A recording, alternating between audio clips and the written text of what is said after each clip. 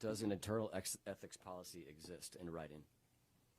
You know, you mentioned companies, and, you know, it's interesting because I also saw where you posted where it's always Fulton County. But the truth is, you have a company that you've listed on your disclosures for finances, and that company stole millions of dollars from Fulton. If you want to look at ethics, you might want to look at that. Does your office have any sort of internal The company's name is Teletrax, in case ethics? anyone thinks I'm making this up. And people died because that company did not provide the services that they purported to provide. Does your office have an internal ethics policy that's in writing? Not that I can recall. Okay. I want to lastly just ask a couple of questions about the Open Records Act. Let me tell you something. I have a 92% conviction rate and a 92% clearance rate with open records. From January of 24 till November 30th of 2025, I've gotten over 1,600 open records requests. This ain't a rural town. Say that number again. I'm sorry. Over 1,600. And we have cleared 92%. Now, it should be noted that in 24, people were abusing the open records thing. Ms. Merchant, as you mentioned, over 30 requests for open records.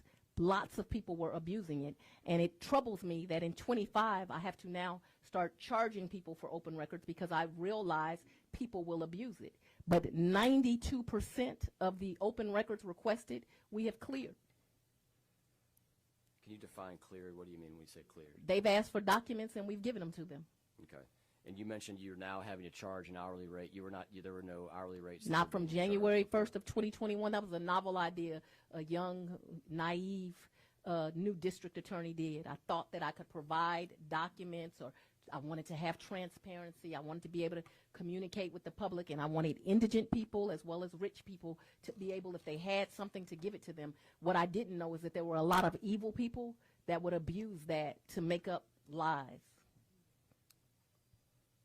Can you clarify for me? You said you started charging just earlier this year? January of 2025. Okay. But I don't take in those funds. I have Ms. Whitmore do that. Prior to your getting sworn in, did your office charge for open records requests? I believe the prior DA did charge for open records, but, you know, when you become the new DA, you have new ideas. One of my new ideas was I wanted to offer this level of transparency to my constituents. It was abused by people all over the country.